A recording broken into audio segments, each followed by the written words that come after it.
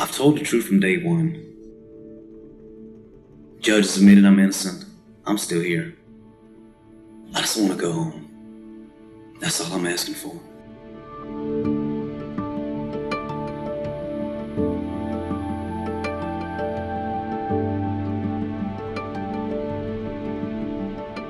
We estimate about 2,250 people are currently innocent and in prison in Georgia.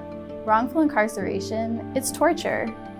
We're isolating people, we're removing them from communities, and that community is broken and that person is broken. And this is something our system is not good at remedying. When GIP gets involved, we are people's last hope. GIP does a great job and needs a lot of help and resources to take on these big cases. Eversheds Sutherland has been privileged to work with Georgia Innocence Project on this Sonny Bharadia case. Sonny is an individual who's been in prison for 22 years for a crime he did not commit. His case arises from a burglary and sexual assault that happened in 2001. A woman came home to a man burglarizing her apartment. That man was wearing blue and white batting gloves. He then blindfolded her and sexually assaulted her. Later, the police found those stolen items along with the blue and white batting gloves among the possession of a man named Sterling Flint. Unfortunately, Sterling then said, "Oh, I'm holding that stuff for Sonny Bharadia, a guy with whom he had had a dispute after he had stolen Sonny's car." So Sonny was wrongfully named. The victim had identified Flint as a likely perpetrator in the first photo array, but then she was given a second photo array with Sonny's picture in it, and she identified Sonny as the likely suspect. After that, the police lost both those photo arrays, so they were not available at trial. The police also lost the investigative report they said they did on the crime.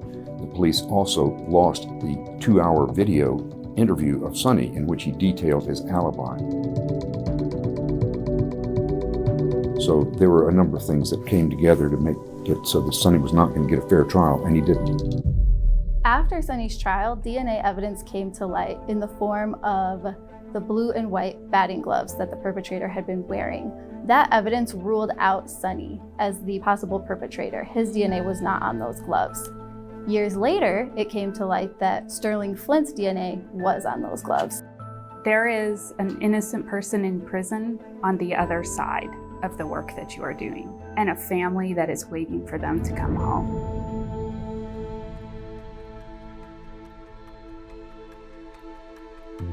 I've lost my dad. I've lost a lot. I've lost my life. Some of the stuff I've been through, I've been stabbed 12 times. I don't have y'all seen get killed and raped in prison. It affects you. I gotta cry myself to sleep to this day. It just hurts. It's like you want this pain to stop. You know, try not to lose hope. I try to have faith. That's all I can do. But I just want to get to my family. That's it. That's it. Once somebody is convicted, it is meant to be very difficult to undo that, because the premise is that we get it right. The trial attorney did not get any DNA testing done before his trial because the type of testing that would have been needed was not available at that time. Time and time again, Sonny was being denied a new trial because his trial attorney should have done something which was actually not possible for him to have done.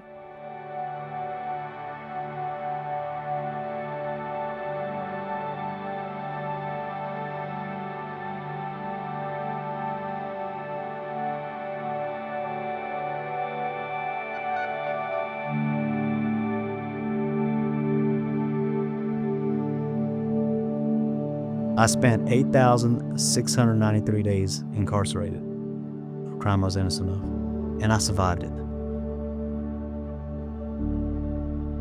It finally happened. You know, some of you fought so many years you thought you'd never see daylight, but it happened. At any given time, we have about 100 people on our waiting list waiting for help from us. When people come to the Georgia Innocence Project, their convictions are final, they're sitting in prison, and they're desperate for help. Georgia Innocence Project is the only organization in Georgia that is doing this work. When I was released, it was surreal. I pressed a button and the door opens, and I grabbed this bag and I just run. I Forrest Gumped it out. I ran as fast as I could. It was pretty cool, just driving Sonny and hearing him calling friends and family, loved ones, and just letting them know, hey, I'm out. I'm out. Seeing Sonny and his mom for the first time, they hadn't been able to hug each other over 20 years. There was times of despair I had in moments like that, but I always went back to, I got somebody out there fighting for me. And as long as I had that, that kept that glimmer of hope for me. It did. What kept the legal team going was Sonny. Sonny had been through so much, had been told no so many times as a person who knew his truth, who knew the truth, that he did not commit that crime. It was easy to work for Sonny.